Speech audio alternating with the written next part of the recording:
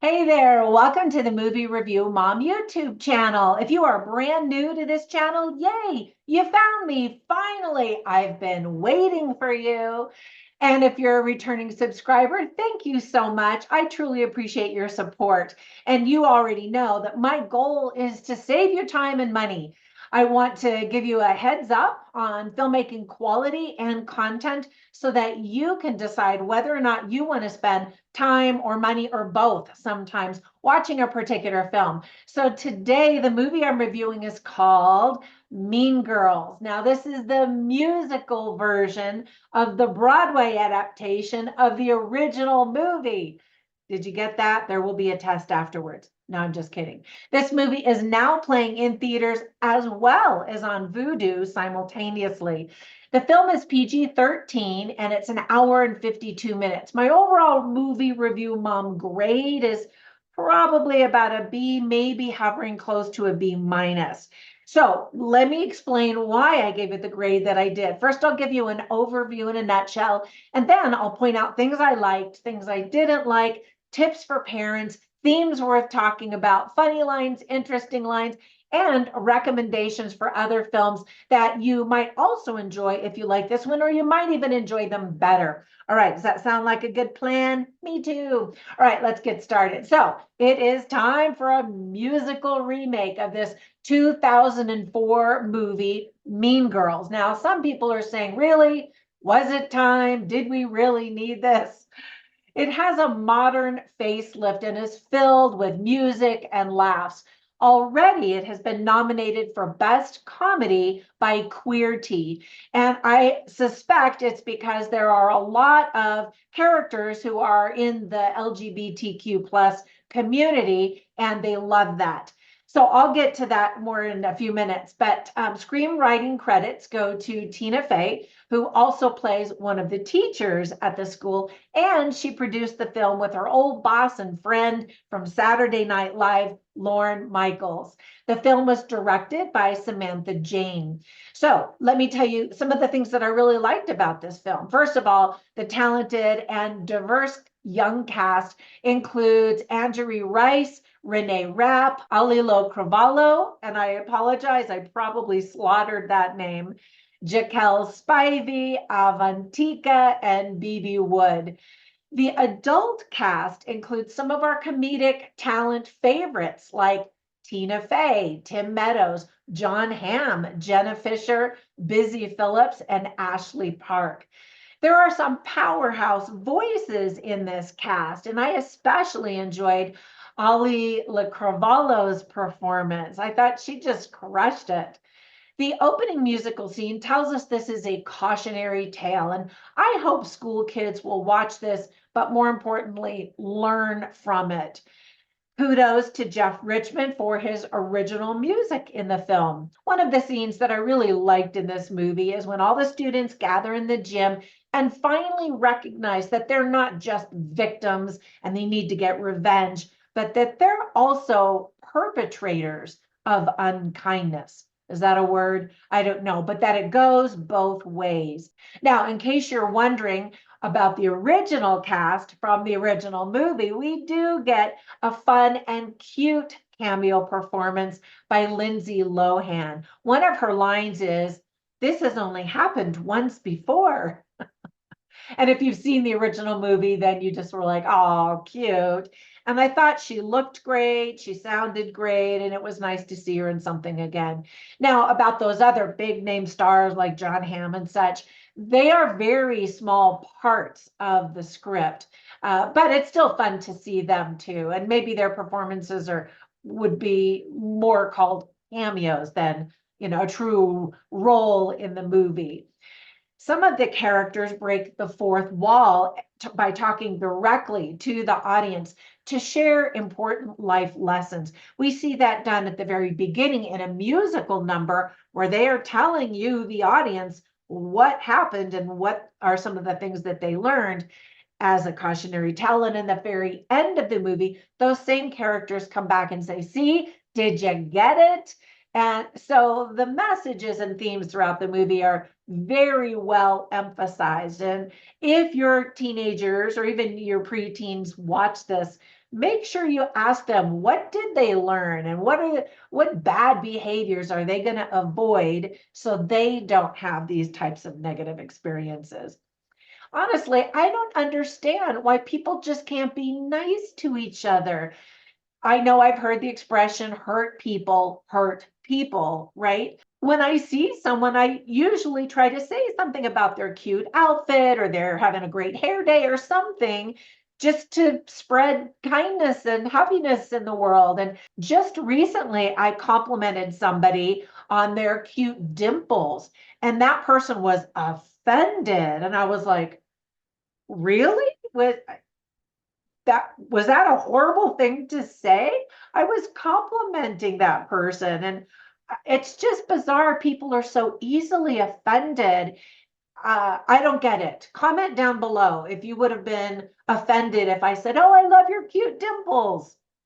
I don't, it makes me feel like I can't say anything. And yet people need to hear good things about themselves, right? I remember going to a high school reunion and a 10-year reunion later. And I was the class president, believe it or not, and I was involved in planning a lot of the reunions. Anyway, so many people at the 10-year reunion were finally breaking down those barriers and trying not to just impress each other, but were genuinely offering compliments like, "Oh man, I always had a crush on you," or "I always thought you had the best legs," or I don't know. Those are actually real things that people said, but maybe that sounds weird to you. But at the time, people were like, "Oh man, I wish somebody had told me back when I was in high school when I really needed a little boost to my self-esteem," right? I don't know. Maybe times have changed. And I guess it makes me feel so old fashioned that we can't just from our hearts truly offer kind words to each other. I don't know. I don't get it. But back to the movie. There is plenty of visual and spoken humor throughout. The movie definitely incorporates the viral nature of social media and how much harder it is to be a teenager nowadays because every mistake that anyone makes is forever displayed for the entire world to see. This movie makes me grateful I'm not a teenager today. Honestly, I just think, wow, they had so much that they have to deal with nowadays. I mean, it was hard back when I was a teenager, but with social media, it just augments it tremendously, exponentially. So I think ultimately nostalgia will make this fun for parents to watch, while the new technology like social media will make it feel fresh and timely for young teenagers. No matter how much the world changes, teens will experience these same lessons over and over again, and they have for decades, probably centuries, right? The bottom line is to just be kind. That seems so simple to me. Now, on to the list of things that I didn't like about the movie. First of all, sometimes you can't always understand what everyone is saying in the songs when they're singing. Um, and the words are kind of important. On the other hand, some of the lyrics of the songs were really mean, and I cringe when I think that kids are going to be singing some of those songs because some of the words were just kind of cruel and ugly. Sadly, I could definitely relate to the teachers at the school who were so frustrated by the many students who simply did not care about learning. I'm actually a university professor, and I see that apathetic attitude every day. My twin sister is funny because she says she didn't wake up until college. I was a nerd and a bookworm really for my whole life. I loved reading and I loved learning. And I guess luckily I met some people and I admired their passion for learning and I wanted to be like them in high school. But my sister readily admits that she was more into the social scene and she didn't find that passion for lifelong learning until she went to college. And I know I have a lot of students that I'm hoping I will spark that desire to learn. But again, in this high school movie, you see a lot of students who just don't care. And you see that frustration on these teachers' faces and through their attitudes. And it's laughable. It's meant to be comedy, but it also kind of hurt my heart a little bit because I feel their pain. Now, I've never seen this Broadway musical version, but I hear that the movie changed that musical on Broadway quite a bit that might make fans of the stage production a little unhappy. Some of the camera angles I thought were strange choices, and some have criticized the direction. And granted, the director of this film is newish and youngish, and it takes practice. And so, again, we need to exercise patience as we all make mistakes and we're all learning and trying to grow and do our best. But good for her. I mean, she made a movie. That's awesome and amazing. So let me tell you some of the tips for parents that I have, because some kids may be interested in this. There is some profanity, both spoken and singing in songs. We see a lot of cleavage and some skimpy outfits. We see a lot of teens, as I mentioned, in the LGBTQ community. Now, whenever I mention that, some people will comment and say, well, what's wrong with that? And you mistake what I'm trying to do here. I'm not judging any of these tips for parents like this is all bad stuff. Simply, I'm trying to give you the content. You judge for yourselves whether or not you want to have your kids watch this or if you want to watch it. Okay. So believe me, I have family and friends in the LGBT community. So I'm not saying anything that it's bad. I'm just saying it's present in this movie. Hope you guys get that.